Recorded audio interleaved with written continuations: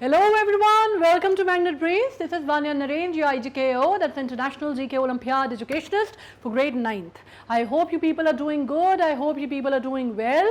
अगर एग्ज़ाम चल रहे हैं तो I hope you people are studying well, और अगर एग्ज़ाम ख़त्म हो गए हैं तो I hope you people are enjoying well. ठीक है, तो आज का जो हमारा टॉपिक है, अब अगर थोड़ा सा हॉलीडे टाइम सा मूड सा तो बन रहा है हॉलीडे टाइम का, है ना, तो अपन थोड़ा सा बहुत हैवी डिस्कशन अपन कर रहे हैं, बहुत हैवी टॉपिक्स अपन पढ़ रहे हैं. तो आज जो अपन टॉपिक पढ़ते हैं वो एक काम करते हैं अपन कि अपन पढ़ाई करते हैं किसके ऊपर बात करते हैं, किसके ऊपर आज अपन बात करते हैं एक आउट ऑफ द एकेडमिक्स का टॉपिक. ठीक है, एकेडमिक्स का हिस्सा है, आईजीकेओ के काम का है, एनिमल किंगडम के ऊपर है. हाँ, एनिमल किंगडम के ऊपर बात करने वाले हैं हम. तो एनिमल किंगडम के ऊपर है, लेकिन बिल्कुल हार्ड कोर जिसको कहते हैं ना एकदम बुकिश नॉलेज, वो नहीं है. आज हम बात करने वाले हैं कुछ एनिमल्स के बारे में. आप कहेंगे कि एनिमल किंगडम है तो एनिमल्स के बारे में ही बात होगी ऑब्वियसली, लेकिन आज हम बात करने वाले हैं, थोड़ी सी कहानी में ट्विस्ट है. आज हम बात करने वाले हैं सुपरलेटिव्स के बारे में. सुपरलेटिव्स भी आप कहेंगे कि चलिए एनिमल किंगडम के सुपरलेटिव्स हैं, उसमें क्या है. एनिमल किंगडम के सुपरलेटिव्स हैं वो हम अलग से उनको डील करेंगे, अलग से उनके बारे में बात करेंगे. सबसे छोटा, सबसे लंबा, सबसे बड़ा, सबसे क्या, हाँ व्हाटएवर, इसी टाइप का कुछ सुपरलेटिव. लेकिन आज जो हम सुपरलेटिव डिस्कस करने वाले हैं वो specially we are going to talk about flying animals, superlatives of the flying animals in the animal kingdom. अब आपके दिमाग में सबसे बड़ी बात आएगी कि फ्लाइंग एनिमल्स की जगह मैम बर्ड्स ही कह देती, हाँ ना, मतलब सुपरलेटिव फ्लाइंग एनिमल मतलब बर्ड्स, सिंपल बर्ड्स ही तो होती है फ्लाइंग एनिमल किंगडम की. लेकिन नहीं, जैसा मैंने कहा कि थोड़ा सा कहानी में ट्विस्ट है. हम कुछ ऐसे एनिमल्स के बारे में भी बात करने वाले हैं जो बर्ड्स नहीं हैं और फिर भी उड़ती हैं, तभी वो सुपरलेटिव्स हैं या तभी वो थोड़ा सा रिकॉर्ड ब्रेकिंग है ना. तो है ना मज़ेदार सा टॉपिक, है ना रोचक सा टॉपिक. मैंने आपसे कहा ना बिल्कुल टिपिकल बुकिश नॉलेज के बाहर है. अब हम लोग ये टॉपिक जो पढ़ते हैं ना, ये जो पढ़ाई हम करते हैं, जो हम कॉन्सेप्ट समझते हैं, हम आईजीक्यू के हिसाब से पढ़ते हैं, बाकी एग्ज़ाम के हिसाब से पढ़ते हैं, किताबों के में पढ़ते हैं, सब कुछ ठीक है अपनी जगह. लेकिन चीज़ें जो है ना, वो पढ़ाई ऐसी होनी चाहिए जिसमें कोई वैल्यू एडिशन हो, है ना. जो चीज़ें आपको पता हैं, जो चीज़ें आप ऑलरेडी जानते हैं, जो चीज़ें आपको हर जगह मिल जाएं, हर जगह बड़ा एक ट्राइट सा नॉलेज हो, तो उसका लेके हम करेंगे क्या. ठीक है, हम एग्ज़ाम अच्छा कर लेंगे, हम मार्क्स अच्छे ले आएंगे, लेकिन क्या हमारी वैल्यू बढ़ रही है, क्या हमारी वैल्यू जो हम जानते हैं, हमारा जो कंटेंट जो हम जानते हैं, हमारा नॉलेज जो है, जो हमारे पास है, क्या उसमें कुछ एडिशन हो रहा है. This is the outlook. ये आउटलुक हमारा होना चाहिए कि जो चीज़ें हम पढ़ रहे हैं उसमें हमारी वैल्यू कितनी बढ़ रही है, या हमारा जो नॉलेज है उसका स्तर कितना बढ़ रहा है. ठीक है, और ये मूल मंत्र होता है पढ़ाई का, है ना. मूल मंत्र पढ़ाई का यही है कि आपको सिखाए चीज़ें, आपको रट्टू तोता नहीं बनाना है हमें ना. हम मैग्नेट ब्रेन्स में कोशिश करते हैं, हम पढ़ते ज़रूर हैं एनिमल किंगडम के बारे में और हम बात ज़रूर कर रहे हैं फ्लाइंग एनिमल्स की, पर हमारा फोकस रट्टू तोते बनाना नहीं है. हमारा फोकस है ऐसे इंडिविजुअल्स बनाना, कल के ऐसे वर्ल्ड सिटीजन्स बनाना जो कि तार्किक क्षमता रखते हों, जिनके कंसेप्ट क्लियर हों, जो चीज़ें समझते हों, सवाल उठाते हों, व्यवस्था को ऐसे ही आँख मूंद के नहीं मान लेते हों, जो किताबों में लिखा हुआ है वो यूं ही नहीं मान लेते हों कि क्योंकि किताबों से सदियों से चला आ रहा है तो हम मान लेते हैं कि A for apple, B for ball. A for apple, B for ball तो सभी को पता है यार. Let's make the story a little different, right. हम थोड़ा सा अलग कंसेप्ट समझने की कोशिश करते हैं चीज़ों का, और यही हमारी कोशिश है यहाँ पे, मेरी भी और हमारे सब जितने एजुकेटर्स हैं, हम सब ये कोशिश करते हैं कि हम आप तक क्वालिटी एजुकेशन पहुँचाएँ. और क्वालिटी एजुकेशन का मतलब पढ़ाई का व्यवसाय करना नहीं होता, पढ़ाई का व्यवसाय या बिजनेस करना नहीं होता. इसी वजह से कोई भी पैकेज आपसे नहीं मांगा जाता, आपको पूरी 100% फ्री क्वालिटी एजुकेशन दी जाती है ना. क्योंकि हम ये उम्मीद करते हैं कि जब हम इतनी मेहनत करते हैं तो जिन स्टूडेंट्स को, हमारे स्टूडेंट्स को जिनको हम पढ़ाते हैं, वो कल को जाके वर्ल्ड के अच्छे नागरिक बने, रिस्पॉन्सिबल नागरिक बने, अवेयर नागरिक बने. ठीक है, इसी कंसेप्ट के साथ अपन चालू करते हैं आज का अपना टॉपिक. और जैसा मैंने कहा कि है बहुत इंटरेस्टिंग और बहुत मज़ेदार टॉपिक, और हम बात करने वाले हैं 7 सुपरलेटिव फ्लाइंग एनिमल्स की. और ये जो 7 है ना, ये बिल्कुल मार्वलस 7 टाइप्स हैं. और जैसा कि मैंने कहा कि हम बात कर लेते हैं, यहाँ पे कौन महाराज दिख रहे हैं. आप देखिए यहाँ पे जो दिख रहे हैं, ये दिख रहे हैं अपने बहुत ही बड़े सारे होते हैं ये. इनका नाम है क्या, बॉल्ड ईगल, है ना. और आपको बॉल्ड ईगल की जब हम बात करते हैं तो उनके बारे में तो हमने बहुत सारी चीज़ें पढ़ी हैं. हमें मालूम है कि जब we are talking about bald eagle तो इनको हम किससे रिलेट करते हैं. सबसे पहले हमारे दिमाग में क्या आ जाता है, हमारे दिमाग में आ जाता है यूएस की सील आ जाती है ना, यूनाइटेड स्टेट्स ऑफ अमेरिका की सील आ जाती है, क्योंकि ये उनके स्टेट पक्षी हैं. खैर, अब हम और भी बात कर लेते हैं. नेक्स्ट पे चलते हैं अपन। तो अपन बात करने वाले हैं, जैसे मैंने कहा, सुपरलेटिव्स की। तो सुपरलेटिव्स क्या, we are going to talk about क्या, हेवीएस्ट, शॉर्टेस्ट, ये वो EST जिसमें लग जाता है वो हो गए हमारे सुपरलेटिव्स, है ना। तो अभी अपन बात कर लेते हैं जब फ्लाइंग एनिमल्स में, तो हेवीएस्ट फ्लायर कौन सा है ना। फ्लाइंग बर्ड्स की बात हो रही है, तो हेवीएस्ट फ्लायर कौन सा, भाई वो कौन सी बर्ड है जो कि सबसे भारी भरकम है और उसके बावजूद उड़ती है, तो उसका नाम है ये है अपने बस्टर्ड। ठीक है, बस्टर्ड है ये, और इनका नाम है ग्रेट बस्टर्ड। ग्रेट बस्टर्ड, ये जो बर्ड्स है ना, ये आती है रेंज ऑफ स्पीशीज में, but great bustard stand out among them because they are the heaviest birds जो कि फ्लाइट ले सकती हैं। बस्टर्ड्स और भी सारी होती हैं, काफ़ी सारे बस्टर्ड्स की प्रजातियां होती हैं, स्पीशीज होती हैं, पर ग्रेट बस्टर्ड जो होती हैं वो सबसे भारी भरकम और तगड़ी प्रजाति होती है बस्टर्ड्स में। ठीक है, और इसी वजह से इनका जो रिकॉर्ड है ना सिर्फ बस्टर्ड्स में, बल्कि जब हम बात करते हैं पूरी प्रजातियों की, पूरी बर्ड्स की, तो ये हेवीएस्ट होती हैं सब फ्लाइंग एनिमल्स में, और इस वजह से इनके नाम पे ये रिकॉर्ड है कि इतनी भारी भरकम होके भी ये बढ़िया उड़ती हैं। अब इनको देख के आपको ऐसा तो नहीं लग रहा कि हम कोई टिपिकल कोई फॉरेन टाइप का कोई US UK मेड या कोई NRI टाइप की मुर्गी देख रहे हैं? बिल्कुल, इनकी कुछ चीज़ें, इनकी जो शक्ल है वो चिक से ज़रूर मिलती है, इसलिए लोग इनको अक्सर जो है जब फोटोग्राफ देखते हैं तो उनको लगता है दैट ये किसी चिक की प्रजाति की है, बट इनका नाम है द ग्रेट बस्टर्ड। अब इनकी बात कर लेते हैं। इनका अगर आप वेट की बात करते हैं तो वेट इनका बड़ा भारी भरकम होता है। तकरीबन अगर आप ग्रेट बस्टर्ड की एक एवरेज वेट निकालेंगे तो 15 से 18 किलो की होती है। इमेजिन 15 से 18 किलो की बर्ड, और वो उड़ती है, राइट। अब आप इसमें समझ लीजिए कि जब हम बात करते हैं along with the kori bustard can reach up to, kori bustard भी इनकी एक प्रजाति होती है। और अगर हम दोनों की बात कर लेते हैं तो जैसा मैंने कहा कि इनका एवरेज वेट आप मान लीजिए तकरीबन 15 से 18 किलो होता है। 15 से 18 किलो मतलब एक छोटा सा शीप का जो बच्चा है ना, उसका वेट होता है 15 से 18 किलो, और इनका इनका इनका का वेट जो है 15 से 18 किलो होता है। तो ये कहीं से भी अपना जो देसी चिकन है, देसी चिक है, उसकी तो मतलब आप कहीं तुलना ही नहीं होती ना। एक देसी चिक का मान लीजिए कितने किलो की होती है, hardly 2 kilo, 2.5 kilo, 3 kilo, maximum 3 kilo भी, मैं बहुत भारी भरकम मोटा तगड़ा कोई चिकन हो तो उसकी बात कर रही हूँ। ठीक है, और इनकी 18 किलो इनका वेट होता है, और उसके बावजूद आप इनको उड़ता हुआ देख लेंगे ना तो आपका दिल खुश हो जाएगा। दे फ्लाई सो स्विफ्टली, इतनी मज़ेदार, इतनी बढ़िया इनकी उड़ान होती है कि लोग, आदमी उसको देख के ही प्रसन्न हो जाए। ठीक है, और इनकी बर्ड जब हम बात करते हैं तो जैसे कुछ बर्ड्स होती हैं, some birds like Indian condor can get close to that weight but not many do. कुछ बर्ड्स हैं, ऐसा नहीं है कि सबसे भारी भरकम है, इनसे और भी भारी बर्ड्स होती हैं कुछ। अगर आप बोलेंगे कि भाई ऑस्ट्रिच तो बहुत ही भारी होती है, अरे ऑस्ट्रिच तो अलग चीज़ हो गई ना, ऑस्ट्रिच तो सबसे बड़ी हो गई, लेकिन वो उड़ती थोड़ा है। कुछ बर्ड्स होती हैं जैसे इंडियन कॉन्डोर जो है वो थोड़ा बहुत इनके आसपास आती है, लेकिन एक आधी इक्का दुक्का प्रजातियां हैं जो इनके वेट की तुलना में इनके नज़दीक आ पाती हैं। अदरवाइज कोई भी बर्ड इतनी भारी नहीं होती, है ना। और खासकर उड़ने वाली बर्ड्स तो इतनी भारी कतई नहीं होती। अब हम बात कर लेते हैं कि compact birds too, males only reach about 3.5 feet in height. अब इनके साथ एक और मज़ेदार बात ये है ना कि प्लम्प होती हैं। ऑस्ट्रिच की जब हम बात करते हैं कि ऑस्ट्रिच इतना बड़ी होती है, उसका वेट भी ज़्यादा होता है, भारी भरकम होती है, तो ऐसे तो बहुत सारी होती हैं। फिर तो आप कहेंगे फ्लेमिंगो भी हो गई, फिर तो आप बोलेंगे ईमू भी हो गई, तो बहुत हो गई। लेकिन भाई ये अलग प्रजातियाँ हैं, है ना। These are what we consider as not typically, these are typically non flying birds, okay. But जब हम बात करते हैं तो उनकी हाइट भी बहुत लंबी होती है ना। ये हाइट नहीं होती, ये होती है स्टाउट सी, प्लम्प सी, है ना। आप इनकी हाइट देखिए, आपको हाइट लग रही है कोई, तभी मैं कह रही हूँ कि बड़ा भारी भरकम अंग्रेज टाइप का मुर्गा दिख रहा है ये। इसकी हाइट जो होती है तकरीबन, अगर मेल है तो मेल की हाइट थोड़ी लंबी होती है, तो इसकी जो मेल की हाइट है वो मैक्सिमम हाइट जो है आप मान लीजिए 4 फीट के आसपास जाती है। ठीक है, 4 फीट भी मतलब मैं बहुत बड़ी हाइट बोल रही हूँ, 4 feet is like too much. Otherwise एक एवरेज हाइट आप मान लीजिए मेल्स की जो होती है वो 3 फीट के आसपास होती है। इसमें 3.5 लिखा है, लेकिन हाँ तकरीबन 1 मीटर, पौन मीटर के आसपास इनकी एवरेज हाइट आप मान लीजिए।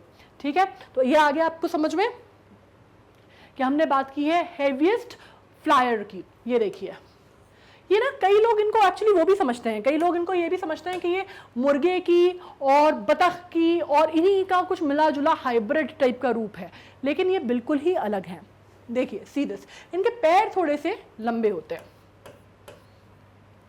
ओके ये इनका थोड़ा सा फर्क होता है, लेकिन फिर भी इनके होते ये स्टाउटी हैं बहुत, मतलब ये जिसको आप बोलते हैं ना बहुत ऐसे लंबी प्रजाति नहीं है, स्टाउट सी, प्लम्प सी, गोलू मोलू सी प्रजाति है ये।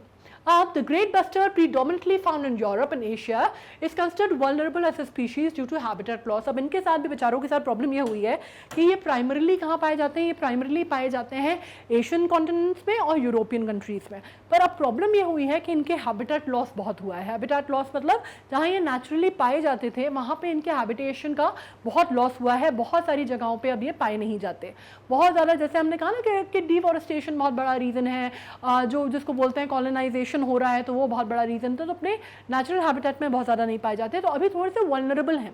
हम एक्सटिंक्शन की कगार पे नहीं बोल सकते, हम एंडेंजर्ड के कगार पे फिलहाल नहीं बोल सकते, पर हाँ ये ज़रूर हम बोल सकते हैं कि अब इनकी प्रजातियों के जो नंबर है वो काफ़ी डिमिनिश हो गए हैं, काफ़ी डिक्लाइन हो गए हैं, और इनके बारे में काफ़ी सारे कंजर्वेशन प्लान्स और कंजर्वेशन एक्शंस लिए जा रहे हैं। बहुत सारी जो बॉडीज़ हैं जो काम करती हैं कंजर्वेशन की, वो इनके ऊपर काम कर रही हैं और वो ये सब देख रही हैं कि भाई अब कम से कम इससे ज़्यादा नीचे नंबर ना जाए, ठीक है। और इनको अंडरवे किया जा रहा है, रीस्टैब्लिश किया जा रहा है इस ग्रेट बर्ड को जिसका नाम है द ग्रेट बस्टर्ड, ठीक है। और अब और भी मतलब यूरोप में स्पेशली, एशिया में तो ठीक है, यूरोप में स्पेशली कुछ कंट्रीज़ में बाकायदा स्पेसिफिक ऐसे प्रोग्राम्स रन किए जा रहे हैं जिसमें इनकी संख्या को बढ़ाने की कोशिश की जा रही है, या इनको कम से कम जिसको बोलते हैं प्रिजर्वेशन की या प्रोटेक्शन देने की कोशिश की जा रही है, so that the heaviest bird to fly doesn't get extinct. Okay, अब अपन बात कर लेते हैं एक ऐसे फैल्कन के बारे में, एक ऐसे फ्लाइंग एनिमल के बारे में जो कि फास्टेस्ट है। कब? वाइल्ड डाइविंग, ठीक है। अब वाइल्ड डाइविंग का मतलब आप समझ रहे हैं ना, when I talk about diving, what I mean by diving is कि हम इंसान कहाँ डाइव मार पाते हैं, बेचारे हमारी किस्मत में कहाँ है डाइव मारना। हम डाइव मार पाते हैं ज़्यादा से ज़्यादा नदी नालों में, या फिर नदी नालों में डाइव मारने वाली तो आपकी जनरेशन नहीं लगती, तो हम ज़्यादातर कहाँ डाइव मारते हैं? स्विमिंग पूल्स में। होता है ना वो ऊपर आप खड़े हुए और बढ़िया से आपने छलांग मारी, वो डाइविंग। लेकिन ये थोड़ी सी डिफरेंट डाइविंग है। हम बात करने वाले हैं, we are going to talk about peregrine falcon, जिसको नॉर्थ अमेरिका में अगर आप बात करते हैं तो उसको डक हॉक भी कहा जाता है, right. And it is one of the most, जिसको आप बोलते हैं most common bird of prey भी कहा जाता है, और फैल्कन प्रजाति की है, नाम से ही समझ में आ रहा है फैल्कन है। लेकिन इसके बारे में एक और इसकी उपलब्धि है जो कि आपको जान के थोड़ी सी हैरानी होगी कि जब हम फास्टेस्ट एनिमल की बात करते हैं तो आपके दिमाग में कौन सी चीज़ आती है? बताइए, कौन सा जानवर आया आपके? बताइए, पहले बताइए कौन सा आया? सबसे पहले आता है, कोई भी बोलेगा आपसे फास्टेस्ट तो सबसे पहले दिमाग में आता है चीता, है ना। हमें मालूम है कि चीता जो होता है भाई वो फास्टेस्ट होता है, इसलिए उसको खिताब दिया गया है the fastest animal on the planet. Okay, लेकिन थोड़ा हम इसके बारे में पढ़ लेते हैं जिसको थोड़ा सा बेचारे को अंडररेटेड समझा गया है। अपन पढ़ लेते हैं इस फैल्कन के बारे में, जिसकी बात ये की जा रही है कि चीताज जो हैं, चीता अपने आप में, आपने बिल्कुल सही बोला, बिल्कुल सही आपका जवाब था कि चीता जो है वो बहुत ही फास्ट एनिमल होता है, बिल्कुल ऐसे लपकता है ना वो कि उसकी स्पीड की कोई बराबरी नहीं कर पाता। लेकिन हम जब बात करते हैं तो चीते की रफ्तार जो मानी जाती है वो भी कितनी मानी जाती है एवरेज पे? वो मानी जाती है 75 माइल्स पर आवर की, ठीक है, 75 माइल प्रति घंटे की रफ्तार, जो कि बहुत तेज रफ्तार है ना। लेकिन जब हम बात करते हैं इनकी जब बात हो रही है, इसकी नहीं, इनकी थोड़ी इज्जत मिलनी चाहिए इनको, आखिर ये फास्टेस्ट हैं, तो इनकी जब हम बात करते हैं तो अब ये बात हो जाती है कि ये जो पेरेग्रिन फैल्कन है ना, जिसको डक हॉक कहा जाता है नॉर्थ अमेरिका में, वो इस मामले में अगर आप रफ्तार की बात करते हैं तो चीते को भाई साहब बहुत बुरी तरह पछाड़ सकती है, ठीक है। मतलब कितना बुरी तरह पछाड़ सकती है कि चीते की रफ्तार तो आप मान लीजिए 75 माइल प्रति घंटे की ही है, लेकिन अगर आप इसकी डाइविंग की अगर आप देख लें कि हंटिंग जो डाइव होती है, जो बिल्कुल हंट करने के लिए जब ये डाइव मारती है, उस टाइम पे जब इनकी रफ्तार होती है तो वो होती है 240 माइल्स पर आवर। तो आप समझ रहे हैं कि चीता कहाँ पीछे फेंका गया है। 240 माइल्स प्रति आवर की रफ्तार से ये डाइव मारती हैं, हंट करती हैं जब अपना शिकार को, क्योंकि शिकार को क्या बर्ड ऑफ प्रे है, ये तो मैंने बोल दिया आपसे कि सबसे फेमस बर्ड ऑफ प्रे मान सकते हैं आप इसको जब हम बात करते हैं नॉर्थ अमेरिका की, और वहाँ पे इसको डक हॉक कहा जाता है। ये बात क्लियर है। अब आप सोचिए कि कोई अगर पक्षी या कोई अगर एनिमल 240 माइल्स पर आवर की रफ्तार पकड़ सकता है अपने हंट को पकड़ने के लिए, तो ना सिर्फ वो बर्ड ऑफ प्रे बहुत ज़बरदस्त होगा, बल्कि वो कोई भी अगर आप बात करते हैं शिकारी जानवर का या प्रेडेटर का, तो प्रेडेटर भी कितना खतरनाक या कितना सटीक होगा, है ना। तो ये जो खिताब है वो इनको चला जाता है। अब हम बात कर लेते हैं हाउ डू पेंगुइन, अगर हम बात कर लेते हैं कि भाई फैल्कन तो हमने पढ़ा है, फैल्कन के बारे में हमें बहुत कुछ पता है, लेकिन ये 240 माइल्स क्या चक्कर है यार, ये तो मतलब अनइमेजिनेबल टाइप की स्पीड हो गई ना। तो ये इतनी तेज स्पीड में डाइव कैसे मार लेती है? तो इसके पीछे कहानी ये है कि जब हमने पढ़ा था, आपको मालूम होगा, जब हमने एव्स के बारे में पढ़ा था, जब हमने बर्ड्स के ऊपर पढ़ा था, तो हमने बहुत सारे उनके बॉडी के स्ट्रक्चर्स की बात की थी, है ना, हमने उनकी एनाटॉमी की बात की थी। तो इनके साथ ये है कि जो इनकी मसल्स हैं, जब हम बात करते हैं इनकी मसल्स की, तो इनकी जो मसल्स है वो बहुत एक्सेप्शनली पावरफुल मसल्स हैं जो कि इनके विंग्स को बहुत ज़्यादा सपोर्ट करती हैं, ठीक है। और दूसरी बात पॉइंटेड फेदर्स हैं इनके, तो ये फ्लाइट मसल्स जो है बहुत पावरफुल होने के साथ साथ फेदर्स जो होते हैं इनके, ये आप देखिए, ये दिख रहे हैं आपको, बहुत ही पॉइंटेड फेदर्स होते हैं। तो जितने पॉइंटेड फेदर्स होंगे उतना इनको हेल्प करते हैं वो इनको स्पीड अप करने में, इनको स्पीड अप करने में, और उनकी स्पीड जो है वो एक्सफोलिएट जिसको आप करते हैं ना, कि जिसको आप बोलते हैं कि एक्सपोनेंशियली बढ़ाने में वो पॉइंटेड फेदर्स जो है इनकी बहुत मदद करते हैं, ठीक है। और ये स्ट्रीमलाइंड होती हैं, स्लीक होती हैं, और इस वजह से इनकी रफ्तार जो है वो इतनी इतनी इतनी गजब की होती है। ओके, नाउ ये देखिए serious span, and you will understand कि हम ये क्या बात कर रहे हैं। This makes them more aerodynamic which means they can dive faster, ठीक है। एरोडायनेमिज्म का प्रिंसिपल जो है ना वो अपने आप में ये चीज़ें, जब हम एरोडायनेमिज्म का प्रिंसिपल आपने कहाँ पढ़ा होगा या सुना होगा, जब हम बात करते हैं फ्लाइट्स की या प्लेन्स की, है ना, आपने सुना होगा ना एरोडायनेमिज्म का प्रिंसिपल होता है या एरोडायनेमिक्स होते हैं, जिसमें हम बात करते हैं स्पेशली एरोनॉटिक्स वगैरह की। तो that is exactly the same thing what we are talking about.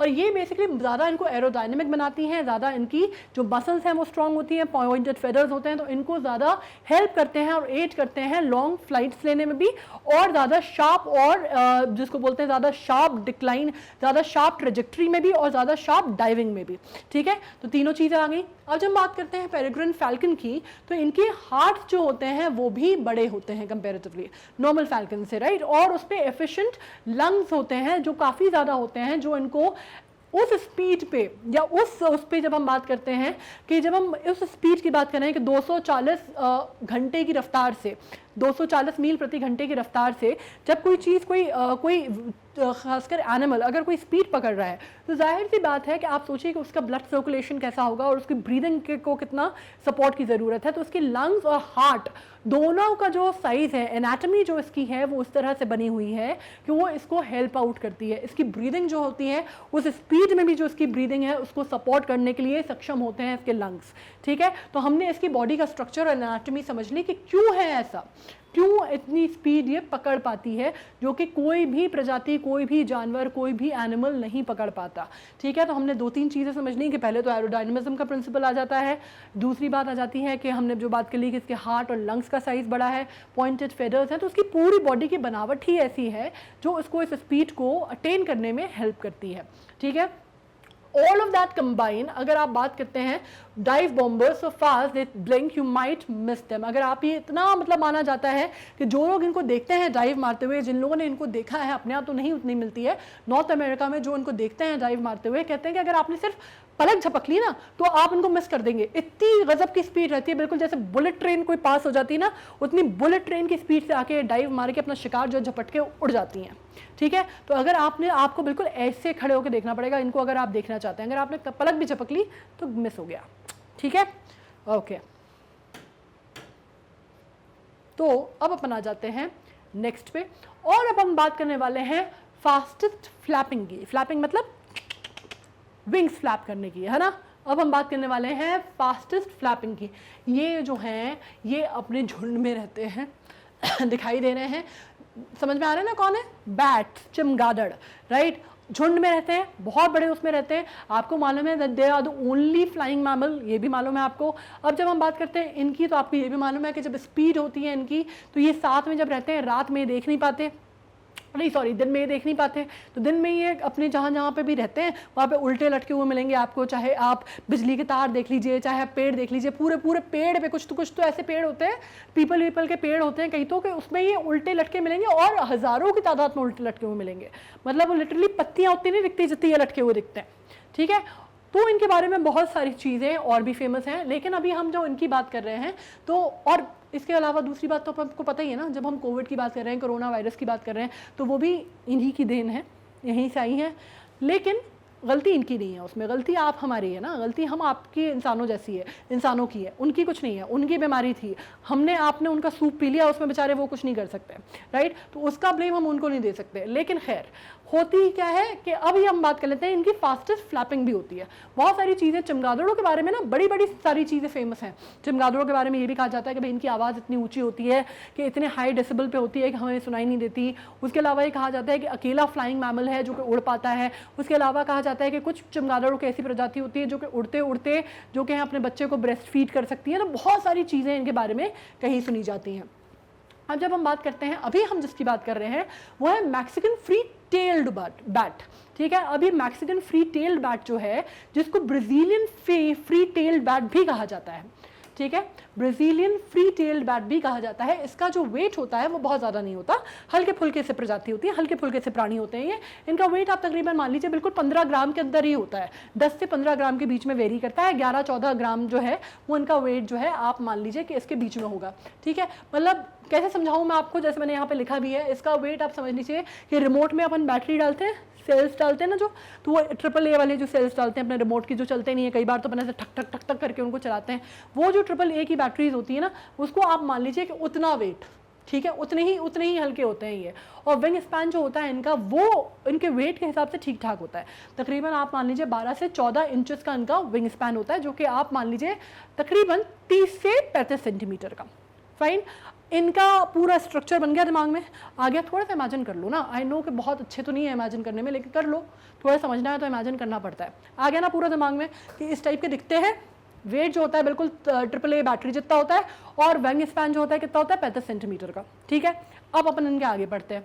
अब इन बैट्स में क्लॉक्ड फ्लैपिंग एट स्पीड इनका, लेकिन एक चीज़ जो होती है कि अपने जो पंख है ना, जो फड़फड़ करते हैं इनके पंख, फ्लैप करते हैं जो इनके विंग्स, उनकी स्पीड जो होती है वो समझ लीजिए आप, वो कितनी होती है, 60 से 100 माइल्स पर आवर की स्पीड पे ये अपने विंग्स फ्लैप कर लेते हैं, जो कि इनको बनाता है कि फिर अगेन बेचारे चीते को तो इन लोगों ने ना, ये जो जब हम बात करते हैं सुपरलेटिव की, बेचारा हर चीज़ जो है वो चीते पे आ जाती है घूम फिर के, है ना। पहले हम उसकी बात कर रहे थे कि उसकी फास्टेस्ट स्पीड को हमने बीट कर दिया फैल्कन ने, अब आगे के फ्लैपिंग की बात आ गई, तो उसमें भी चीते से कंपेरिजन है।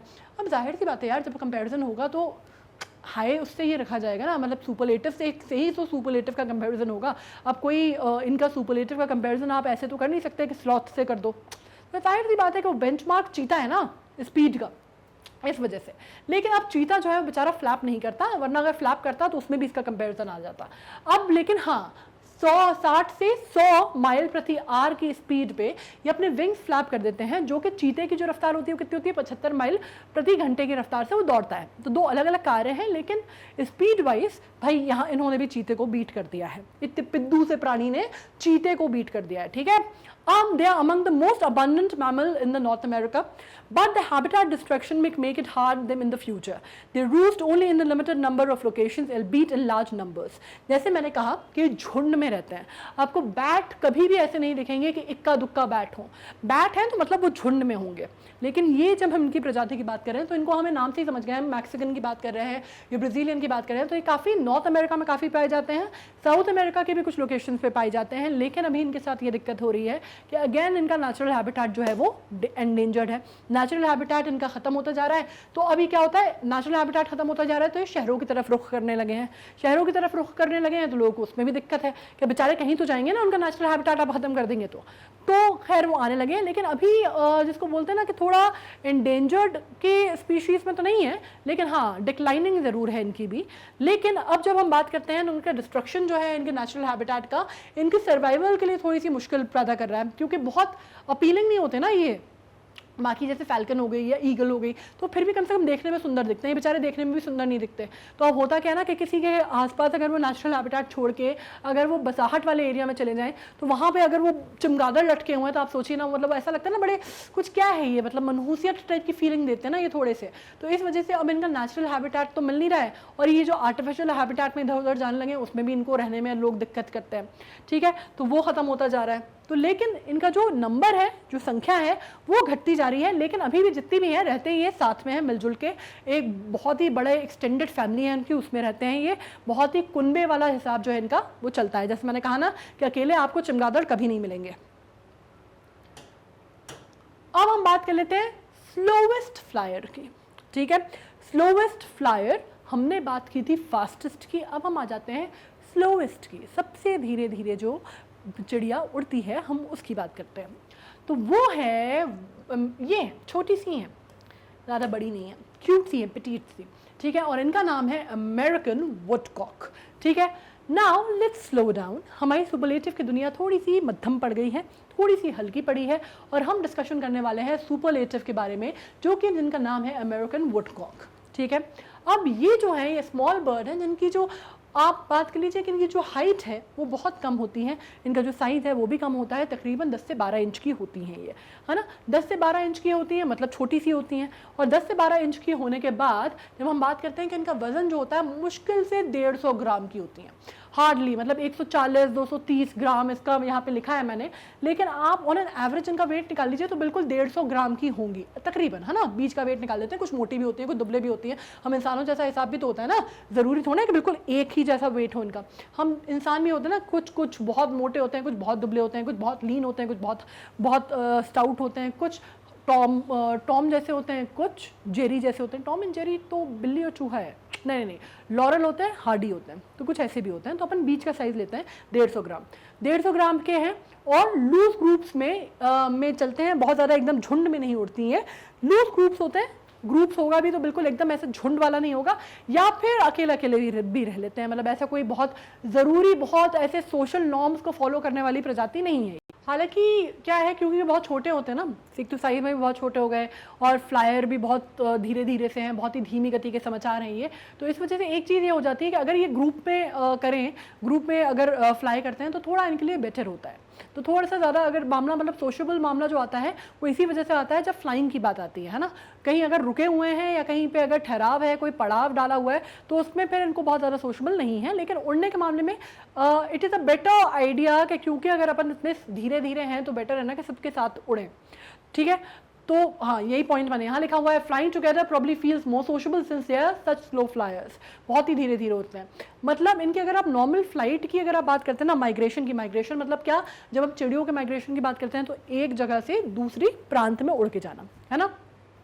तो अगर हम इनके माइग्रेशन की बात करते हैं तो भाई साहब इतने धीमी गति का समाचार हैं, इतने धीरे धीरे उड़ के पहुंचती हैं ये, कि अगर आप इनकी स्पीड देखेंगे तो बिल्कुल अगर मैक्सिमम सबसे हाईएस्ट स्पीड जो है इनकी वो भी 16 से 28 माइल प्रति घंटे की है, और जो स्लो स्पीड है, जिसमें ये स्लो हैं और जो एक्चुअली इनकी ओरिजिनल स्पीड है ना, ये तो बहुत ही जोर लगा के दम लगा के उड़ती है इतना लंबा कि 16 से 28 माइल प्रति घंटे का। अदरवाइज उनकी एवरेज स्पीड है, नॉर्मल रेगुलर स्पीड जो है वो कितनी है, वो मान लीजिए आप तकरीबन है 5 माइल्स पर आवर, ठीक है। मतलब एक एवरेज इंसान, हम आप, है ना, जो भी मतलब ह्यूमंस भी जो कि बहुत आलसी ह्यूमन है, हम मैराथन रनर्स की बात नहीं करते या हम स्प्रिंट रनर्स की बात नहीं कर रहे, बहुत ही एक नॉर्मल एवरेज आलसी टाइप का जो ह्यूमन है वो भी अगर चलेगा ना और दौड़ेगा तो इनकी स्पीड को मात दे देगा, है ना। ये इतनी स्लो उड़ती हैं, ठीक है। तो आपको अब ये तो क्लियर हो गया ना कि इनको हमने सबसे स्लोवेस्ट क्यों बोला जाता है इनको। अब इसके अलावा हम एक और बात कर लेते हैं कि हम बात कर लेते हैं, अब हम बात कर रहे हैं हाईएस्ट फ्लायर की। स्लोएस्ट फ्लायर हमने समझ लिया कि सबसे धीमे गति का समाचार, बहुत धीरे धीरे आराम से शांति से मस्त होकर उड़ना, काहे की जल्दी है दुनिया में, कहाँ पहुँचना है, क्या करना है कहीं पहुँच के वाला जो था वो उनका हिसाब था। अब हम बात कर लेते हैं सबसे हाईएस्ट फ्लायर की। हाईएस्ट फ्लायर मतलब जो सबसे ऊंचे एल्टीट्यूड पे उड़ते हैं, ठीक है। हम बात कर रहे हैं हाईएस्ट फ्लायर्स की, जो कि बिल्कुल जिसको एल्टीट्यूड की बात करते हैं, हम ऊंचाई की बात करते हैं, तो बिल्कुल वो जो ऊपर दिख रहा है ना हमें उड़ते हुए, वो हम समझ सकते हैं, उनकी हम बात कर रहे हैं, ठीक है। तो वो जो हैं वो हैं बार हेडेड गीस, बार हेडेड गीस। और वो कब उड़ते हैं इतनी हाइट पे, जब हम बात करते हैं स्पेशली माइग्रेशन के समय पे, ठीक है। तो बार हेडेड गीस जो हैं वो सबसे ऊंचे एल्टीट्यूड पे उड़ने वाले पक्षी होते हैं, और ये माइग्रेशन के समय पे उड़ते हैं, और माइग्रेशन के समय पे अपनी हाईएस्ट फ्लाइट लेते हैं, ठीक है। जब हम बात कर लेते हैं एक रिपोर्ट की, जो कि 1974 की रिपोर्ट है, जो कि रुपेल्स ग्रिफिन की रिपोर्ट है, उसके हिसाब से हम बात करते हैं vulture colliding with an airplane at 37,000 feet. 1974 की बात हो रही है, ये एक रिपोर्ट आई थी कि एक vulture, this is a kind of a vulture that we are talking about, right, और एक वल्चर ने कोलाइडेड विद एयरक्राफ्ट, एक एयरक्राफ्ट से वल्चर कोलाइड हो गई। हालांकि ये न्यूज़ आपने बाद में भी सुनी होगी, काफ़ी बारी खबरें आई भी हैं कि क्योंकि प्लेन्स जो हैं बहुत हाई एल्टीट्यूड पर उड़ते हैं और कुछ हाई एल्टीट्यूड पर उड़ने वाली बर्ड्स जो हैं एक आध दो बार और भी ऐसा हुआ है कि उससे टकरा गई हैं, प्लेन से टकरा गई हैं, and that led to many damages and long term damages and stuff. Obviously we are not talking about the bird तो obviously अगर प्लेन से टकरा गई तो वैसे ही मर गई, but we are talking about the damage to the craft, right? लेकिन हाँ, अभी हम ये बात करने वाले हैं कि vulture colliding with an aircraft at the height of 37,000 feet, which means about 11,278 meters. Can you beat that? Right? Makes this the vulture the highest of flyers. The sort of cruising height doesn't seems to occur often. इसलिए आप कह सकते हैं कि इनकी जो प्रजाति है वो बहुत ही highest, one of the highest flyers मानी जाती है दुनिया में। हालांकि जैसे मैंने कहा कि इनके जो हाईएस्ट मैक्सिमम हाईएस्ट उस पे जाते हैं, ये अपने फ्लाइंग पे जाते हैं, ये होता है माइग्रेशन के दौरान। ये होता है माइग्रेशन के दौरान, नॉर्मल रूटीन टाइम पे ये इतना ऊपर नहीं उड़ते हैं। जब इनको बहुत लंबा डिस्टेंस तय करना होता है, बहुत लंबा डिस्टेंस इनको कवर करना होता है, माइग्रेट करना होता है, उस टाइम पे इतने ऊपर उड़ते हैं, ठीक है। More routinely, however, two birds make extreme height migration. The bar-headed goose, जिसको Anser indicus कहा जाता है, उसको common cranes, ठीक है। The two birds, जब हम बात करते हैं रूटीन टाइम में, नॉर्मल जो दिनचर्या नॉर्मल डेज में, two birds make extreme height migration. इसमें हम बात करते हैं bar-headed goose और the common crane, ठीक है। अगर आपसे बोले, पूछे आपसे एग्जाम में कि टू मोस्ट कॉमन या रूटीनली सबसे ज़्यादा कॉमन कौन सी है, तो आप इसमें इन दोनों का नाम ले सकते हैं। हेडेड गूस तो हमने बात करी ली, और एक कॉमन क्रेन की हम बात कर सकते हैं, ठीक है। Bar headed goose is notable for its flying technique. Member of the specific species can reach up to 23,000 feet as they fly over the Himalayas। और ये पाई कहाँ जाती है? ऑब्वियस सी बात है, जब हम हिमालयाज की बात कर रहे हैं तो ये तो मुझे आपको बताने की ज़रूरत ही नहीं है, ये तो आपको ये देख के समझ में आ गया होगा कि पहाड़ की बर्फ़ से ढकी हुई चोटियों के ऊपर अगर ये फ्लाई कर रहे हैं तो ये कितना, किस वेदर में सर्वाइव कर सकते हैं, कितनी इनकी एंड्योरेंस होगी और कहाँ ये फ्लाई कर सकते हैं, एंड कितना लंबा डिस्टेंस ये फ्लाई करते होंगे, ठीक है, अपने खाने के लिए या माइग्रेशन के टाइम पे कितना एट स्ट्रेच इनकी फ्लाइट की ड्यूरेशन भी कितनी लंबी होती होगी। बार हेडेड गूस जो है इनकी फ्लाइंग टेक्निक के लिए मानी जाती हैं। वहाँ के जो लोकल हिमालयन लोग हैं वो इनकी फ्लाइंग टेक्निक, अगर आप वहाँ पे जाएंगे, अगर आपने कभी उत्तराखंड जाना हुआ होगा आपका, या अगर आपने उस जिसको बेल्ट को जिसको हम बोलते हैं ना, हिमालय की तराई में अगर आप कभी जाएंगे तो अगर आप वहाँ पे बात करेंगे तो आपको मालूम होगा कि इनको लोकल भाषा में बहुत सारे इनके नाम होते हैं, और ये बोली जाती है कि हिमालय की चिड़िया बोली जाती है। मतलब वहाँ पे एक आप लैंडोर में, अगर आप उस साइड पे जाएंगे कसौल वगैरह में, तो वहाँ पे इनका पर्टिकुलर अपने अपनी जगहों पे अलग अलग नाम है। अगर आप कुमाऊनी क्षेत्र में जाएंगे तो अलग है, हिमाचल में जाएंगे तो अलग है, गढ़वाल क्षेत्र में जाएंगे तो अलग है, इनका अलग अलग नाम भी है जो अपने लोकल नाम से इनको बुलाया जाता है। नेपाल के क्षेत्र में जाएंगे तो अलग है। पर हम समझ ये लेते हैं कि जब हम इनकी बात करते हैं तो ये जो स्पीशीज़ हैं, इनकी बहुत सारी जो स्पीशीज़ की जब हम बात करते हैं तो वल्चर और गीस ये सबसे हाईएस्ट फ्लाइंग होती हैं, और इनमें इनकी अगर आप बात करते हैं तो तकरीबन 23,000 फीट तक ये ऊपर उड़ सकती हैं, और हिमालय के ऊपर, जैसे मैंने कहा कि हिमालय के प्रांत में रहती हैं, तो हिमालय के ऊपर भी उड़ सकती हैं। हिमालय के प्रांत में रहती हैं या नहीं रहती हैं, that is a different thing, लेकिन माइग्रेशन ये करती हैं जब, तो they can fly over the Himalayas. Got it? अब हम जब बात करते हैं to reach these height, the geese engage in a sort of roller coaster approach to the flight, diving and rising to conserve energy. अब क्योंकि जैसे मैंने कहा माइग्रेशन की बात, ठीक है, माइग्रेशन की जब हमने बात की तो हमें मालूम है that when we mean by migrating birds, what we mean is कि वो एक प्रांत से दूसरे प्रांत में सीजनल चेंज और बाकी सारी चीज़ें हम समझते हैं, राइट। हम ये समझते हैं कि एक जगह से दूसरी जगह माइग्रेट करके जा रही है, मतलब बहुत लॉन्ग डिस्टेंस फ्लाई कर रही है। अब उस लॉन्ग डिस्टेंस फ्लाइंग में उनको क्या करना पड़ता है, उनको अपनी एनर्जी सेव करनी पड़ती होगी, है ना। हिमालयाज के ऊपर से जब ये जाती हैं, फ्लाई करती हैं, तो जाहिर सी बात है कुछ टाइम होता है, कुछ ड्यूरेशन होता है जिसमें ये दिखती हैं उड़ती हुई, तो ये एक स्पीड पे नहीं उड़ती, ये इनकी एक टेक्निक होती है फ्लाइंग, जिसके लिए जानी भी जाती हैं और पहचानी भी जाती हैं, पूरे उस प्रांत में पहचानी जाती हैं, वैसे भी पहचानी जाती हैं, लोकल नाम भी हैं इनके। और पहचानी किस लिए जाती हैं कि इनका जो टेक्निक है ना, वो बड़ी साइंटिफिक सी टेक्निक लगती है कि कुछ एक टाइम पे वो नीचे डाइव करती हैं, फिर वो फ्लाइट लेती हैं, फिर वो डाइव करती हैं। तो एक तरह से आप कह सकते हैं डाइविंग एंड राइजिंग इनकी टेक्निक होती है। ये डाइविंग और राइजिंग जो इनकी टेक्निक होती है, ये बहुत कारगर टेक्निक होती है जब आपको लॉन्ग डिस्टेंस फ्लाई करना हो, स्पेशली उस एल्टीट्यूड पे। और इससे इनका क्या होता है, इससे ही अपनी एनर्जी को कंजर्व करने में मदद मिलती है इनको। वरना अगर इनकी एनर्जी एग्जॉस्ट हो गई तो आप सोचिए कैसे होगा, कैसे पॉसिबल हो पाएगा उस ऑल्टीट्यूड पे और इतना लंबा डिस्टेंस वो करना, कवर करना. While this may seem counterintuitive, staying at extreme height causes the bird's heart rate to spike, and that uses more energy in hugging the ground and then climbing back up. Also, the geese never stop flapping, which adds to the energy they expand. है ना. इनकी अगर हम anatomy की भी बात करते हैं तो जाहिर सी बात है कि जब हम उस आल्टीट्यूड पे बात करते हैं, ऑल्टीट्यूड पे फ्लाई करते हैं, तो उनकी हार्ट पंपिंग की आपकी जो एनाटमी है वो बहुत बड़ा रोल प्ले करती है इसमें. ठीक है, हार्ट रेट जो है वो स्पाइक अप हो जाता है, वो बहुत स्पीड प्ले करती है. दूसरी बात होती है कि ये जो गीस हैं इनकी एक और टेक्निक होती है कि ये भले ही अपनी उड़ने की स्पीड को कंट्रोल कर लें लेकिन अपनी फ्लैपिंग नहीं रोकती. फ्लैपिंग नहीं रोकती, तो ये फ्लैपिंग जो है वो बेसिकली वो एनर्जी कंजर्व तो होती है उससे, लेकिन एनर्जी वो जो एक्सपेंड करती है एनर्जी उसके लिए भी कारगर होती है. Right. So their technique is that they dive and they rise and what they do is they never stop flapping. ठीक है, तो इस तरह से वो अपनी स्पीड जीरो कर देती हैं बट वो फ्लैपिंग कभी बंद नहीं करती. Got that. Now Let's come to another one and we are going to talk about one of the. अब हम आ गए हैं birds. ठीक है, अभी तक जो हम बात करते हैं वो हम सिर्फ birds की बात कर रहे थे. एक हमने बैट की भी बात की थी, तो ये तो आपको मालूम है ना कि बैट जो है वो बर्ड नहीं होती, ये तो आपको मालूम है ना. मैंने कहा था ओनली फ्लाइंग मैमल है, इसलिए हमने इसका जो नाम है सुपरलेटिव्स का वो हमने फ्लाइंग एनिमल रखा था. हमने फ्लाइंग क्या नहीं रखा था, बर्ड्स नहीं रखा था, फ्लाइंग एनिमल्स है. तो अब हम बात कर लेते हैं, अब हम एक मैमल से निकल के आ गए हैं एक फिश की तरफ. And we are going to talk about one fish that flies. ठीक है, gliders that look like flyers, flying fish इसका जो नाम है. आप इसको देखेंगे तो आपको समझ में आ जाएगा कि इसका जो नाम है वो फ्लाइंग फिश है. Not all superlative flyers are of the avian. मैंने जैसे कहा कि सारी एव्स नहीं होती, सारी चिड़िया नहीं होती, हर उड़ने वाली चीज़ जो है वो चिड़िया नहीं होती. इसलिए जो इस सुपरलेटिव का नाम था वो क्या था, सुपरलेटिव ऑफ एनिमल फ्लायर्स. तो ये जो है ये एक फ्लाइंग फिश की बात हो रही है. और फ्लाइंग फिश जो है, these ray fin fish don't actually fly, ये उड़ती नहीं है, not really a flyer type, but ये क्या करती हैं, they can't propel themselves with their wings by flapping. पर ये बेसिकली क्या करते हैं, ये अपने आप को उड़ा तो नहीं सकते. अब आपको लग रहा होगा कि फ्लाइंग फिश मतलब क्या पानी से निकल कर उड़ जाती है. नहीं नहीं नहीं नहीं नहीं, इतना नहीं हो रहा है, इतने की नहीं बात कर रहे हैं अपन. ठीक है, ये बिल्कुल पानी से निकलती है उड़ जाती है, ऐसा नहीं हो रहा.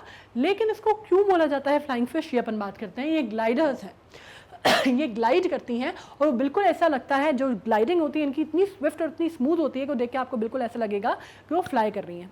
ठीक है, ये पानी से निकल के ऐसे आसमान में नहीं उड़ जाती है एकदम, जिसको बोलते हैं उन्मुक्त गगन में, ऐसा नहीं होता, पानी में ही रहती है. प्रोपेल इनकी जो फ्लैपिंग है वो इनको मतलब ऐसा नहीं होता कि they are propelling and the wings are propelling and flapping and they take off from the water, ऐसा नहीं होता. ये क्या करती हैं बेसिकली, ये लीप आउट ऑफ वाटर कर लेती हैं और ग्लाइड करती हैं अपने फिन्स पे. ठीक है, जैसे ग्लाइडिंग होती है ना, आपने पानी पे सर्फिंग देखी होगी, सर्फर्स करते हैं, ग्लाइडर्स करते हैं, तो आपने देखा होगा कि सर्फर्स जब ग्लाइड करते हैं वेव्स के ऊपर तो बिल्कुल उसी तरह ये पानी से लीप लेती हैं बाहर और अपने फिन्स के दम पर ये ग्लाइड करती हैं पानी में. ठीक है, often for a long distance. और ये ऐसा नहीं है कि थोड़े बहुत टाइम के लिए लिया और कम हो गया. जब हम बात करते हैं वेल्स की, तो whales also take the leap, sharks also take the leap, dolphins also take the leap, लेकिन वो लीप लेके वापस जाते हैं पानी में. ये जो है ये ग्लाइड करते हैं और काफ़ी लंबे लंबे डिस्टेंस तक ग्लाइड करती हैं. ठीक है, और national wild life federation says the flying fish maximum distance is 650 feet, और 650 फीट तक ये ग्लाइड कर लेती हैं, जो कि 650 feet is a pretty good distance to cover. ठीक है, 650 फीट तक ये ग्लाइड कर लेती हैं, जो कि अच्छा डिस्टेंस है. जब हम बात कर रहे हैं ऑब्वियसली फ्लाइंग फिश की, we are not talking about flying bird, right. Fish के हिसाब से अगर आप सोचते हैं तो ये डिस्टेंस जो है ये काफ़ी बढ़िया है. उसके अलावा they do this to escape predators, but once they are in the air they are easily picking for birds too when some lose some. अब क्या होता है बेसिकली, हाँ, इनके साथ बेचारियों के साथ थोड़ी सी जो जिसको आप बोलते हैं ना आयरॉनिकल सिचुएशन है कि ये जो ग्लाइड करती हैं, ये ग्लाइड करती हैं अपने आप को प्रेडेटर से बचाने में, कि भाई पानी के अंदर से कोई प्रेडेटर इनको पकड़ के दबोच ना ले, खाना ले, इसके लिए ये ग्लाइड करती हैं. लेकिन अब प्रॉब्लम क्या होती है कि जब ये हवा में आ गई एक बार, तो वो जो चिड़ियाँ हैं ना, जैसे जिनकी अपन बात करें कि ऊपर से ग्लाइड मार सकती हैं नीचे, जो नीचे डाइव मार सकती हैं, जिसमें ईगल भी होती है, हॉक भी होती है, और भी सारी होती हैं, फेल्कन्स होती हैं, वो जो हैं जब ये ऊपर होती हैं तो कई बार ये उनका शिकार बन जाती है. तो आप ये कह सकते हैं कि इधर कुआं उधर खाई वाली स्थिति है. कई बार कुछ कुछ खामियाजा आपको भुगतना पड़ता है, लेकिन खैर बहरहाल इनको फ्लाइंग फिश कहा जाता है. एक और बात कर लेते हैं अपन. Flying fish encompasses over 60 different species, which means there could be a lot of fish jumping out of the oceans and soaring over the open seas. अब इसकी जो प्रजाति है, ये एक पर्टिकुलर नाम अगर हम बात करते हैं तो इसमें तकरीबन 60 स्पीशीज और आ सकती है. ठीक है, अब बात सिर्फ फर्क इसमें क्या होता है कि वो लीप लेती हैं वाटर के आउट, वाटर से बाहर, that is okay, but what they do is they take a leap out of water and they take the glide. अब वो ग्लाइड किस डिस्टेंस तक कर रही हैं, ये वो प्रजाति टू प्रजाति निर्भर करता है, वो प्रजाति टू प्रजाति डिफर करता है. क्लियर? चलिए अब अपन आते हैं नेक्स्ट पे और अपन बात करने वाले हैं इनकी. और ये जो है ये सबसे मज़ेदार भी हैं और सबसे अलग भी हैं, इनके बारे में बहुत कम लोगों को पता भी है. ठीक है, अब हम बात करने वाले हैं सबसे सरप्राइजिंग के बारे में, सबसे सरप्राइजिंग फ्लायर जो है हमारी लिस्ट का, और उसके बारे में. और ये जो है ये है स्नेक्स. ओके, वैसे मैंने फ्लाइंग स्नेक्स आपने देखे होंगे, है ना, फिक्शन में देखे होंगे, साइंस फिक्शन में तो अक्सर दिखते हैं. अपने यहाँ भी जो इंडियन फिल्में बनती हैं जिसमें वो खैर अपने यहाँ तो बहुत ही अनशंट कुछ भी बना देते हैं एकदम, वो तो इच्छाधारी नाग भी बना देते हैं, और वो तो सब कुछ, वो तो मानव का रूप भी धारण कर लेते हैं, वो तो सब कुछ अपने यहाँ तो खैर बहुत ही हो जाता है. तो उसमें तो उड़ता हुआ सांप आपने देखा ही होगा. खैर लेकिन अभी जिनकी हम बात कर रहे हैं, अभी हम we are talking about science, अभी हम फिक्शन की बात नहीं कर रहे. Let's come to the science. Flying snakes are the member of the genus chrysopelea. ठीक है, क्रीसोफिलिया के ये मेंबर्स होते हैं, और इनकी slithery reptiles will move vertically up a tree until it reaches the end of the branch. अब ये क्या करते हैं कि ये पेड़ों पे रहते हैं, पेड़ों पे रहते हैं, तो ये क्या करते हैं, ये धीरे धीरे धीरे धीरे धीरे धीरे पेड़ के ऊपर चढ़ते हैं. पेड़ के ऊपर चढ़े और पता चला बिल्कुल जो ब्रांच है उसके अंत तक पहुंच गए, एंड में पहुंच गए. अब एंड में पहुंच गए तो फिर वहां से ये क्या करते हैं, जैसे अपन लोग ग्लाइडर है करते हैं ना, आपने कभी ग्लाइडिंग की है? खूब सारे वीडियोस वायरल होते हैं ना. अभी वो लेडी का हुआ था जो अपने पति से बहुत परेशान थी और कह रही थी कि भाई मैंने क्यों कर ली शादी इस आदमी से, मुझे नीचे उतारो. और एक वो मनाली में हुआ था ग्लाइडर का, है ना, जिसका उसका तो बहुत वायरल हुआ था, बड़े मज़ेदार सा भी वीडियो था कि मुझसे बहुत बड़ी गलती हो गई कि मैं ऊपर आ गया. तो बिल्कुल आपने वो देखा, जब वो ग्लाइड करते हैं तो होता क्या है, मुद्दे पे आता है. ग्लाइड करते हैं तो होता क्या है, एक पहाड़ की चोटी ऐसे भागते हुए जाना होता है आपको, और फिर वो पहाड़ से आप डाइव करते हो और फिर वो स्पीड पकड़ लेते हो, प्रोपेल करते हो, and then you can glide, है ना, यही होता है. तो ये यही चीज़ करते हैं. ये क्या करते हैं, पेड़ पे ऊपर तक चढ़ते हैं, ब्रांच की टिप तक पहुंचते हैं, और फिर then it propel itself off the tree and into the air slithering all the while. और फिर ये क्या करते हैं, वहां जाते हैं और फिर ये अपने आप को प्रोपेल करते हैं आगे की ओर, फेंकते हैं अपने आप को, प्रोपेल करते हैं अपने बॉडी को आगे से ट्री में, और फिर ये स्लिदर करते हैं all the while in the air. आ गया समझ में? मतलब जिसको बोलते हैं ना टेक ऑफ करते हैं एक तरह से पेड़ की ब्रांच की टिप पे जाके. These snakes soar by sucking in their abdomens and expanding their rib cages, and this combination creates a pseudo-concave wing that allows them to soar in some cases better than flying a squirrel. मतलब इसमें basically क्या होता है, जब हमने आपने एक और नाम सुना होगा कि फ्लाइंग स्क्विरल्स भी होती हैं, है ना, गिलहरियाँ भी होती हैं कुछ फ्लाइंग. अब इसमें ये क्या करता है, ये जो स्नेक है ये क्या करता है बेसिकली कि ये मालूम है हमें कि वर्टिब्रेट है. वर्टिब्रेट है तो मतलब इसका प्रॉपर जिसको बोलते हैं आपके स्पाइन भी है, एक पूरा कॉलम है ना, वर्टिब्रल कॉलम है इसमें, रिब केज वगैरह, वर्टिब्रल कॉलम सब कुछ है. तो अब ये क्या करता है, ये जब उड़ता है, जो सोर करता है जिसको बोलते हैं सार करना कहते हैं जब एयर में, तो ये क्या करता है कि अपने एब्डोमेन को सक कर लेता है अंदर की तरफ, और अपना जो रिब केज है उसको इन्फ्लेट कर देता है, उसको एक्सपेंड कर देता है. तो उसके कारण क्या होता है, एक कॉन्केव जैसे विंग्स बन जाते हैं जो कि स्यूडो विंग्स हैं. स्यूडो कॉन्केव विंग्स इसको हम कहते हैं. स्यूडो किसको कहते हैं हम? स्यूडो तो आपको मालूम है ना, स्यूडो मतलब एक तरह से आप नकली कह सकते हैं, या एक तरह से आप दिखावटी कह सकते हैं. स्यूडो अपने आप में कहा जाता है नकली या दिखावटी, या स्यूडो जिसको आपने बहुत सारे वर्ड्स में आपने सुना होगा, स्यूडो इंटेलेक्चुअल्स के नाम पे आपने सुना होगा, राइट. इंग्लिश मैं आप लोग अंग्रेजी भी उस पर भी वो करती रहती हूँ फोकस. तो स्यूडो इंटेलेक्चुअल्स आपने सुना होगा कि मतलब जो बनते हैं, दिखते हैं, है ना, होते नहीं है ओरिजिनली, ये मतलब होता है स्यूडो का. और कॉन्केव तो आपको मालूम ही होगा, कॉन्केव कॉन्वेक्स तो आपने पढ़ा होगा ना. कॉन्केव कॉन्वेक्स जो कर्व्स होते हैं उनकी बात कर रहे हैं. कॉन्केव कर्व्स कैसे होते हैं, अंदर की तरफ घूमे हुए, है ना, इनवर्ट कर्व जो होता है वो कॉन्केव कर्व होता है. तो कॉन्केव विंग्स बन जाते हैं एक तरह के वो, क्योंकि जब ये क्या करता है कि अपना जब एब्डोमेन को अंदर की तरफ लेता है और रिब केज को एक्सपैंड करता है, तो एक स्यूडो से कॉन्केव से विंग बन जाते हैं इसके, जो कि इसको अलाउ करते हैं तकरीबन उड़ने के लिए. ठीक है, और ये कई मामलों में जैसे मैंने कहा कि फ्लाइंग स्क्विरल से बेहतर काम करते हैं. ठीक है, अब department of defence reportedly once looked into how these snakes operate to see what it could learn from the snakes dynamics. और आपको मालूम है जब हम बात कर रहे हैं यूएस की, यूएस का जो बात हो रही है कि उसका जो डिपार्टमेंट ऑफ डिफेंस है, मतलब बाकायदा एक डिपार्टमेंट ऑफ डिफेंस ने ये बात समझने की कोशिश की थी, स्टडी करने की कोशिश की थी कि भाई महाभारत में हमने तो हमारे यहाँ देखे हैं भाई, महाभारत में वो सांप जो है हमें उड़ते हुए भी दिखे थे, और कुछ जो पुरानी कथाएं होती हैं, लोक कथाएं होती हैं, उसमें भी कहा जाती हैं ये बातें। लेकिन जैसे मैंने कहा साइंस में, तो साइंस में इसके डायनामिज्म जो है उसको समझने की कोशिश की गई थी, इसका जो वर्किंग है उसको समझने की कोशिश की गई थी, ये जो मैकेनिक्स हैं उसको समझने की कोशिश की गई थी।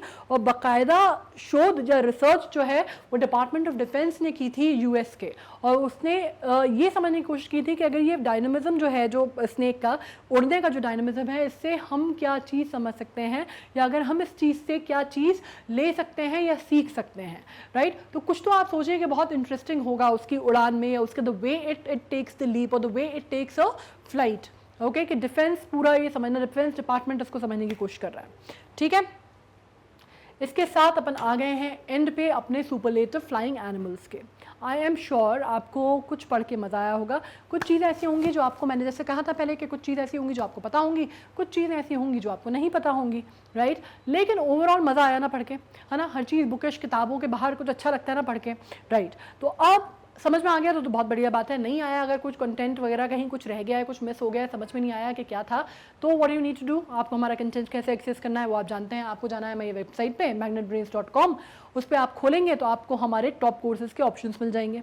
सारे टॉप कोर्सेज आपको जितने हमारे चलते हैं, मतलब KG से लेके 12 से लेके 12th से लेके के, जिसको बोलते हैं ना आप आजकल क्या बोलते हैं उसको, K12 राइट, K12 भी मिल जाएंगे आपको।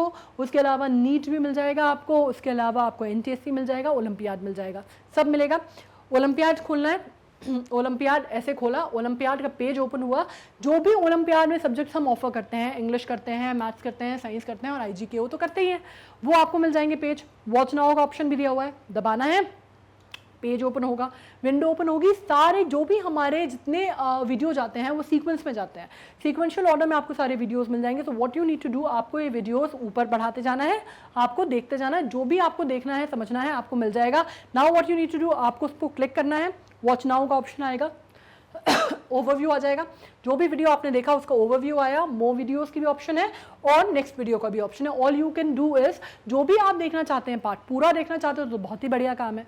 नहीं है इतना टाइम, थोड़ा बहुत पार्ट देखना है, कुछ कंफ्यूजन था उसको दूर करना है, तो वो पार्ट देखा अपन ने, फिर अपन ने पूरे और ज़्यादा वीडियोस देखने हैं तो वो देख लिए, नेक्स्ट पे जाना है तो नेक्स्ट पे चले गए। कूल, ये समझ में आ गया। हिंदी मीडियम के जो स्टूडेंट्स थे वो परेशान थे बहुत ज़्यादा, उनको लग रहा था यार हर चीज़ जो है वो अंग्रेज़ी माध्यम वालों के लिए होती है, ये तो बहुत नाइंसाफ़ी है। तो ये हुआ है कि मैग्नेट ब्रेन्स ने सुन ली है बात और आ गया है मैग्नेट ब्रेन्स का एक्सक्लूसिव हिंदी चैनल। अब इसमें जो भी पढ़ाया जाएगा, लिखा जाएगा, सब कुछ होगा अपनी खुद की भाषा में, है ना। तो बिल्कुल ये अनुवाद करने की प्रॉब्लम नहीं होगी, बिल्कुल ऐसे कोई परेशान होने की दिक्कत नहीं है। सब कुछ जो है पूरी तरह से कवर किया जाएगा, सब कुछ अपनी मातृभाषा में होगा, ठीक है। मातृभाषा, उसके अलावा हिंदी, चलिए हिंदी मातृभाषा अगर आपकी नहीं भी है तो भी, मतलब अगर आप हिंदी मीडियम में पढ़ते हैं तो हिंदी में पढ़ाया जाएगा, फाइन, वो समस्या दूर हो गई। अब आपको मालूम है कि जब हम बात करते हैं कि हमारे स्केड्यूल की, तो वो भी आपको मालूम है कि मंडे ट्यूसडे वेंसडे मतलब क्या, हफ्ते की शुरुआती 3 दिन, सोमवार मंगलवार बुधवार हमारे वीडियोस आते हैं। सुबह 10 बजे से 7 बजे तक का टाइम होता है, उसमें अलग अलग अंतराल में आते हैं।